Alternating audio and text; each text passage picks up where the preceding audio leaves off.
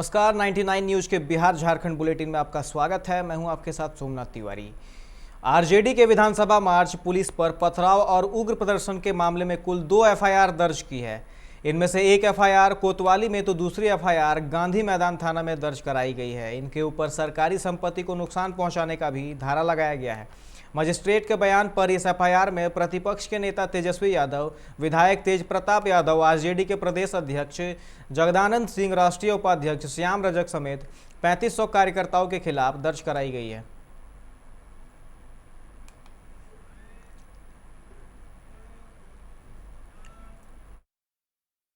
विधानमंडल के बजट सत्र में कांग्रेस के विधायक विधानसभा के बाहर आंखों पर काली पट्टी लगाकर प्रदर्शन कर रहे हैं। विपक्ष के सभी विधायक विधानसभा परिसर में शैडो असेंबली बना रहे हैं। राजद के विधायक भूदेव चौधरी को शैडो असेंबली का अध्यक्ष बनाया गया है। विपक्ष के विधायक विधानसभा के अंदर कार्यवाही में हिस्सा लेने के लिए नहीं जा रहे हैं। विधानसभा के अंदर पुलिस की कार्रवाई का विरोध कर रहे हैं, साथ ही सीएम से माफी की मांग कर रहे हैं। राजधानी में सीएनजी ऑटो व कार मालिकों की दिक्कतें जल्द दूर होंगी। पटना के राजेंद्र नगर, पटना सिटी, फुलवारी शरीफ, मसौड़ी और बेऊर बाईपास इलाके में एक एक सीएनजी स्टेशन जून तक बनकर तैयार हो जाएगा।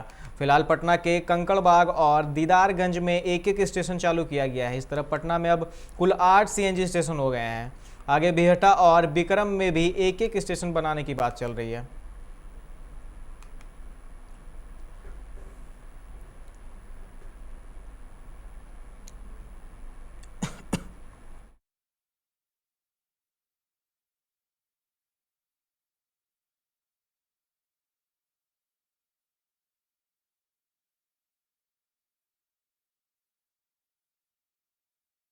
बिहार विधानसभा को अपना नया उपाध्यक्ष मिल गया है। 6 वर्ष बाद हुए चुनाव में जदयू प्रत्याशी महेश्वर हजारी को 124 मत मिले। वहीं राजद प्रत्याशी भूदेव चौधरी के समर्थन में वोटिंग के लिए विपक्ष सदन में गैर हाजिर रहा।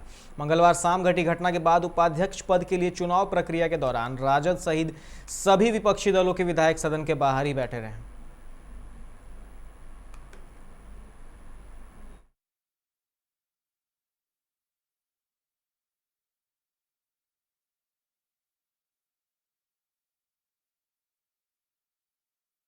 बिहार विधानसभा में मंगलवार शाम हंगामे और विपक्षी दलों के विधायकों को सदन से बाहर निकालने के दौरान हुए दुर्व्यवहार को लेकर राजद नेता तेजस्वी यादव ने मुख्यमंत्री नीतीश कुमार के खिलाफ मोर्चा खोल दिया है। बुधवार को विधानसभा परिसर में पत्रकारों से बातचीत करते हुए तेजस्वी ने कहा कि जब तक विधायकों की पिटाई करने वाले पुलिसकर्मियों और अधिकारियों पर कार्रवाई नहीं होगी, नीतीश कुमार सार्वजनिक तौर पर माफी नहीं मांगेंगे, तब तक वे और विपक्ष के तमाम विधायक सदन में नहीं जाएंगे।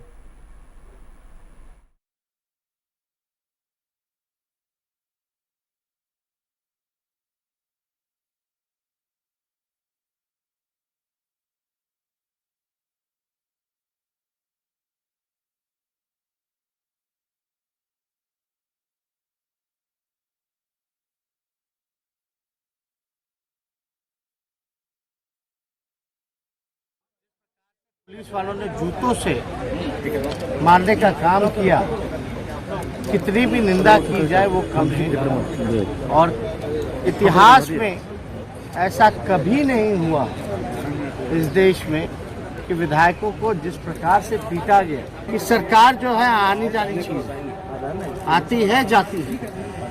ये Nitish Kumar ji C grade party के सी ग्रेड नेता, जो खुद अनुकंपा पे मुख्यमंत्री, बैसाखी पे मुख्यमंत्री हैं, ये जो हिटलर शाही, तानाशाही जो चलाने का काम किया सदन में, इनको याद करना चाहिए। जो कानून पेश किए हैं, आज तो विधायकों को विधानसभा में पीटा जा रहा है। सादे कपड़ों में पुलिस को, बाहरी लोग को बुला करके पिटवाने का काम किया गया है। तो घर में भी विधायकों को पीटेंगे, लेकिन इसी कानून के तहत नीतीश कुमार जी जान लें कि कोई वो परमानेंट सीट पे बैठने वाले नहीं। नीतीश कुमार जी को ये पता होना चाहिए कि पूर्व मुख्यमंत्री को भी इसी कानून के तहत घर में घुस के पीटा जा सकता है। गया औरंगाबाद के सीमावर्ती इलाके डुमरिया थाना क्षेत्र के मोनवार गांव में मुठभेड़ के दौरान मारे गए 4 खूंखार नक्सलियों का बदला लेने के लिए भाकपा माओवादी संगठन की गतिविधियां अब बढ़ती हुई दिख रही है। इस घटना के विरोध में 24 और 25 मार्च को दक्षिण बिहार और पश्चिमी झारखंड बंद करने का ऐलान किया है।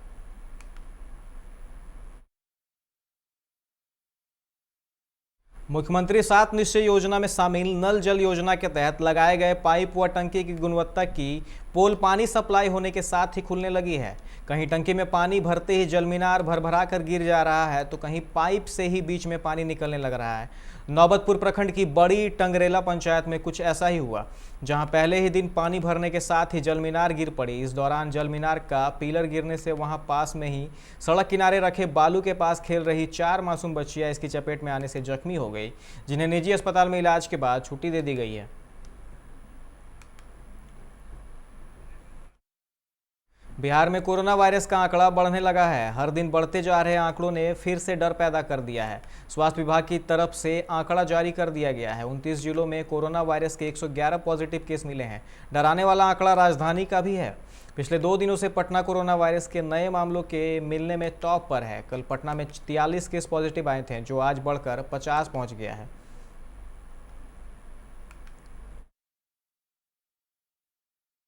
लातेहार रेलवे स्टेशन क्षेत्र के रेल प्रोजेक्ट साइट पर आज 3 बदमाशों ने फायरिंग की।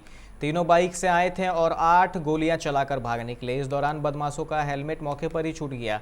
घटना की सूचना के बाद मौके पर पहुंची पुलिस मामले की जांच में जुट गई है। वहीं इस घटना के बाद से रेल प्रोजेक्ट साइट पर काम कर रहे लोगों में दहशत का माहौल है। वक्त तो चला एक छोटे से ब्रेक का, फौरन हाजिर होंगे ब्रेक के बाद।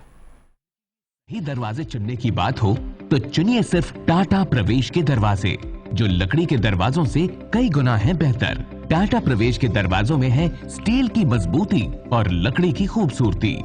टाटा प्रवेश के दरवाजे फ्रेम और एक्सेसरीज के साथ फैक्ट्री में तैयार किए जाते हैं। लकड़ी के दरवाजे बनाने के लिए बहुत से लोगों से संपर्क करना पड़ता है, जो कि इस समय नुकसानदायक हो सकता है। लकड़ी के दरवाजों को लगाने में 8 चरणों से गुजरना और 6 प्रकार के लोगों के संपर्क में आना होता है, जबकि टाटा प्रवेश के दरवाजों का इंस्टॉलेशन केवल 2 चरणों में हो जाता है। बस अपना दरवाजा चुनें, उसका आकार नापें और नो टच डिलीवरी पाएं। इसे हमारी प्रशिक्षित इंस्टॉलेशन टीम द्वारा लगाया जाता है, जो सैनिटाइजेशन प्रोटोकॉल्स का ख्याल रखती है। टाटा प्रवेश के दरवाजे लकड़ी के दरवाजों से कई गुना मजबूत होते हैं और आपके परिवार को सुरक्षित रखते हैं। स्टील के बने होने के कारण इन दरवाजों में स्वाभाविक रूप से न तो दीमक लगता है और न ही इनमें आग पकड़ने का डर होता है। टाटा प्रवेश के दरवाजे मेंटेनेंस फ्री और वेदर प्रूफ होते हैं। सामान्य लकड़ी के दरवाजों की तरह ये न तो सिकुड़ते फैलते हैं और न ही इनमें दरार आती है। लकड़ी के दरवाजों की गुणवत्ता और उनका टिकाऊपन प्रमाणित नहीं होता, जबकि टाटा प्रवेश के दरवाजे उम्दा फिनिश, कई डिजाइन के और 5 वर्षों की वारंटी के साथ आते हैं। एक बात और, लकड़ी के दरवाजों के लिए जंगलों की कटाई होती है, वहीं दूसरी ओर टाटा प्रवेश के दरवाजे पेड़ों को कटने से बचाते हैं तथा ये 100% रिसाइक्लेबल होते हैं। अब ये आप पर है कि आप अपने घर में कौन सा दरवाजा लगाना चाहते हैं। बेस्ट चुनिए, टाटा प्रवेश के दरवाजों और खिड़कियों को चुनिए।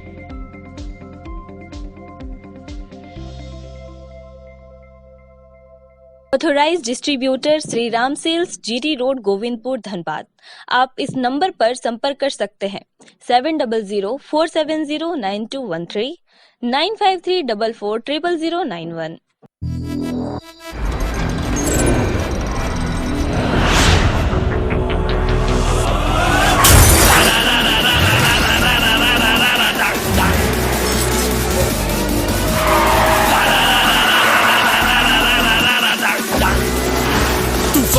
Pania flow room, I go into your song. Can you catch me? No. Can you match me? No. Make mujhe I'll burn the roads.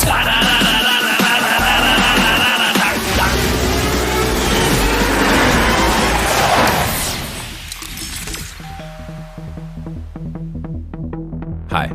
You're early. I know. XUV 300.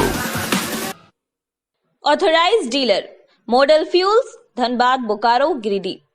आप इस नंबर पर संपर्क कर सकते हैं 8929207235, 8929207236, 9711355896। Hey, I'm sexy Mr. Brown, a prince who's just been crowned. I can brighten up your day, cause I'm so sunny. Hey, I'm sexy Mr. Brown, heading out to town. You can hate me all the way, cause I got my honey. And that's not funny, my honey. Makes me sing all night. Yeah.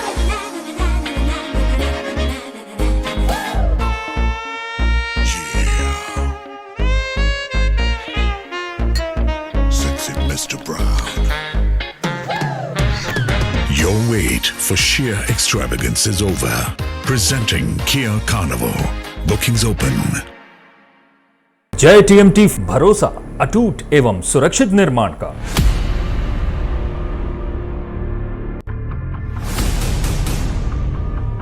भरोसा अटूट एवं सुरक्षित निर्माण का। जय TMT 500D। Break के बाद आप सभी का स्वागत है। बढ़ते हैं अगली खबर की ओर। राज्य में बढ़ते कोरोना संक्रमण के बीच 15 अप्रैल को सरहुल की शोभा यात्रा नहीं निकाली जा सकेगी। 52 साल में यह पहली बार होगा जब लगातार 2 साल सरहुल की शोभा यात्रा नहीं निकलेगी। कोविड-19 टास्क फोर्स की बैठक में लिए गए निर्णय के बाद यह स्पष्ट किया गया।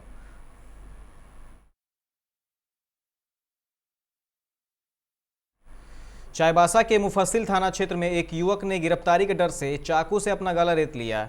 एक युवती से रेप के मामले में पुलिस आरोपी को गिरफ्तार करने पहुंची थी। आरोपी बारकेला गांव स्थित अपने जीजा के घर में छिपा हुआ था। पुलिस को देखते ही युवक ने अपने गले को चाकू से रेत लिया। आनन फानन में पुलिस उसे एमजीएफ रेफर कर गया है, जहां उसका इलाज चल रहा है। दुमका जिले के काठीटाड़ पुलिस ने 70 लाख रुपए की रंगदारी की मांग करने वाले देवघर जिले के सारठ थाना क्षेत्र के जमुआ सोल गांव के एक युवक को गिरफ्तार किया गया है। प्रिंस ऑरेंज नामक इस युवक ने सामुदायिक स्वास्थ्य केंद्र काठीटाड़ के प्रभारी चिकित्सक डॉक्टर हेमंत कुमार को एक चिट्ठी भेजकर 20 लाख रुपए की रंगदारी मांगी थी और रुपया नहीं देने पर पुलिस को खबर करने पर घर को बम से उड़ा देने और बेटे बेटी को जान से मारने की धमकी दी थी। आगामी पर्व त्यौहार को देखते हुए रांची में धारा 144 लागू होगी। होली, सबे बारात जैसे पर्व त्यौहार को देखते हुए रांची जिला प्रशासन ने धारा 144 लागू करने का निर्णय लिया है। इस दौरान भीड़ भाड़ वाले कार्यक्रम नहीं करने, जुलूस, रैली के अलावा डीजे और तेज आवाज में गाना बजाने पर रोक रहेगी। यह 28 मार्च से 30 मार्च 2021 तक जारी रहेगी। इस संबंध में सदर अनुमंडल पदाधिकारी रांची ने अधिसूचना जारी कर दी है।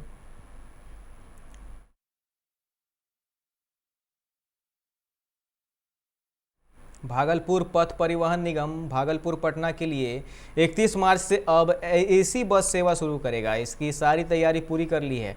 23 मार्च को बस पटना से भागलपुर आ जाएगी। भागलपुर से पटना का किराया 370 रुपये होगा। 40 सीट वाली एसी बस में यात्रियों को काफ़ी आराम मिलेगा।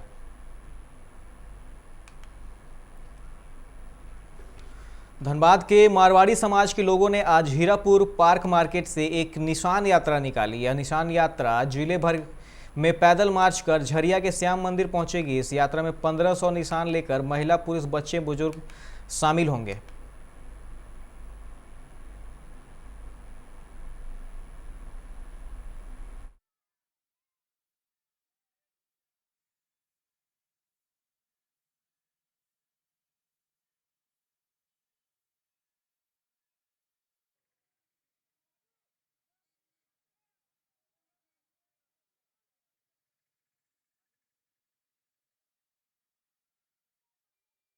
एक धार्मिक कार्यक्रम है। हम लोग झरिया धाम पहुँचेंगे, वहाँ बाबा को निशान चढ़ाएंगे और उसके बाद प्रसाद वितरण होगा।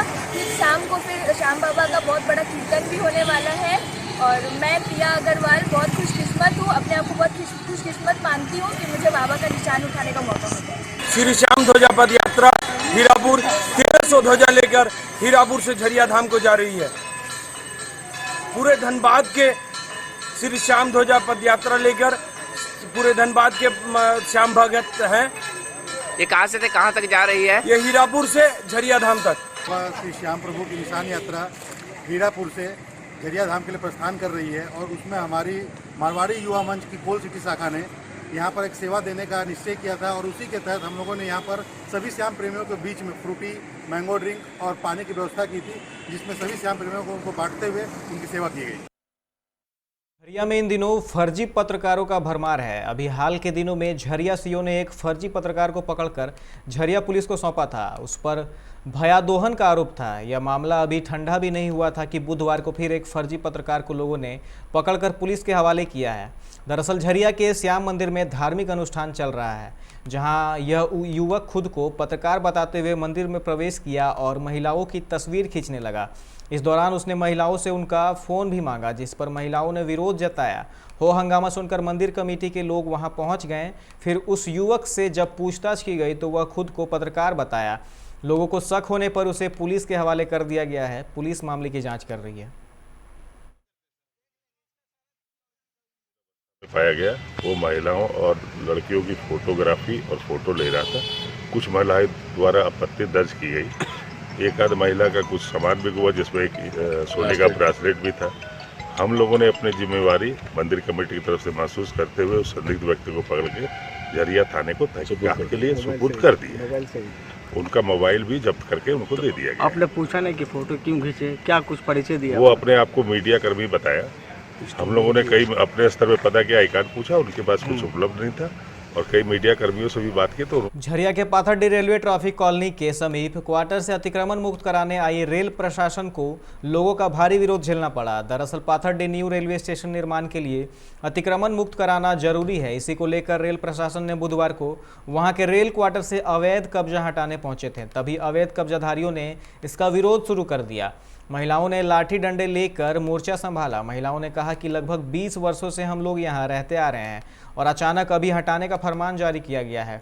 इस वक्त हम कहाँ जाएंगे? हम लोग रेलवे प्रशासन एवं जिला प्रशासन से मांग करते हैं कि हम लोगों को वैकल्पिक व्यवस्था दिया जाए, तभी यहाँ से हटाया जाए। इस मामले में रेलवे अधिकारी विनोद कुमार पांडे ने कहा कि 15 दिनों के अंदर आप लोग इस जगह को खाली कर दें। रेल प्रशासन के इस कार्रवाई के से लोगों में रोष है। लोग बिना पुनर्वास के जगह को खाली करना नहीं चाह रहे हैं।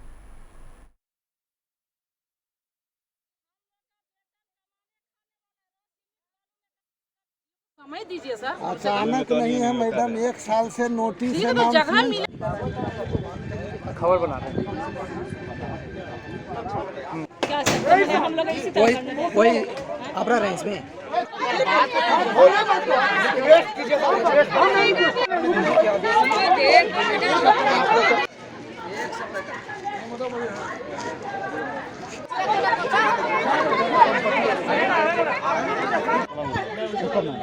धनबाद बार एसोसिएशन की 16 सदस्यीय नई कार्यकारिणी के गठन के लिए बुधवार सुबह मतदान शुरू हुआ। मतदान का समय सुबह 10 से 4 बजे तक है। चुनाव को लेकर अधिवक्ताओं ने काफ़ी उत्साह दिख रहा है। कतारबद्ध होकर मतदान में हिस्सा ले रहे हैं। चुनाव परिणाम गुरुवार को आएगा। अध्यक्ष पद के लिए राधेश्याम गोस्वामी और AK सहाय के बीच मुकाबला है। चुनाव मैदान में कुल 83 उम्मीदवार खड़े हैं। उम्मीदवारों का भाग्य आज मतपेटी में बंद हो जाएगा। 11:30 बजे तक 330 मतदाता अपने मताधिकार का प्रयोग कर चुके थे।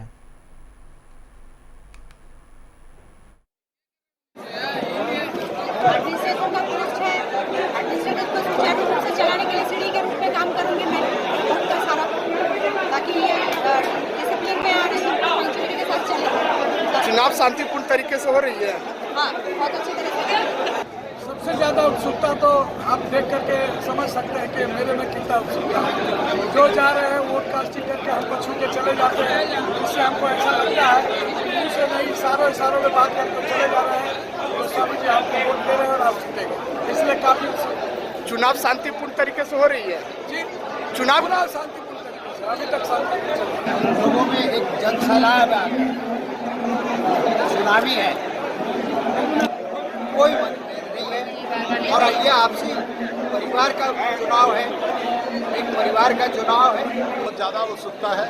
अच्छा, इस बार लोग बहुत उत्साह के साथ मतदान कर रहे हैं। लोग चाहते हैं कि कुछ नया हो, बार का विकास हो, बार में अच्छा चीज़ें हो, मॉडल बार बने, हमारा राज्य में नाम हो। देखिए, कड़ाई की कोई बात नहीं है, इसलिए कि ये धनबाद बार एसोसिएशन का चुनाव हो रहा है और इसमें केवल अधिवक्ता ही अपना वोट डालते हैं। इस चुनाव के लिए 3 चुनाव पदाधिकारी हम लोग हैं धनबाद से और 2 ऑब्जर्वर आए हुए हैं। एक बोकारो से MK श्रीवास्तव साहब और दूसरे परमेश्वर मंडल जी, और bar council, Jharkhand bar council के सदस्य AK रशीदी साहब भी हैं।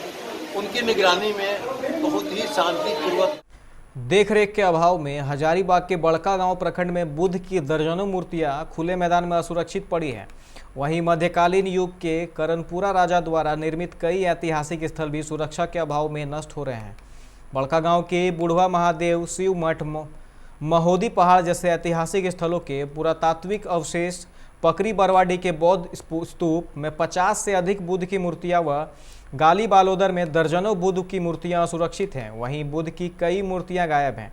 बुढ़वा महादेव पहाड़ स्थित द्वारपाल गुफा में हाथी की मूर्ति कुछ वर्ष पहले चोरी हो गई थी, लेकिन आज तक इसका पता नहीं चल पाया है।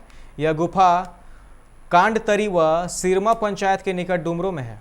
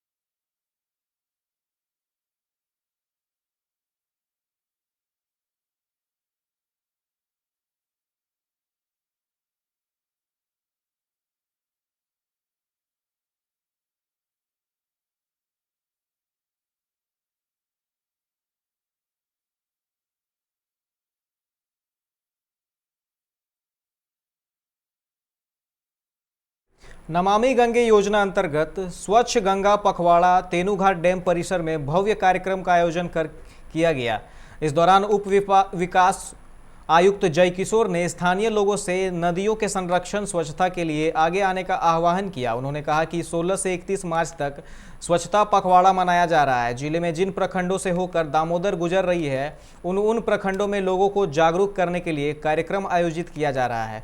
इस दौरान गंगा आरती का आयोजन हुआ और कई कार्यक्रम का आयोजन किया गया। मौके पर उप विकास आयुक्त जय किशोर प्रसाद, अनुमंडल पदाधिकारी बैरमो अनंत कुमार, कार्यपालक दंडाधिकारी श्रीमती छवि बाला बरला सहित कई लोग मौजूद थे।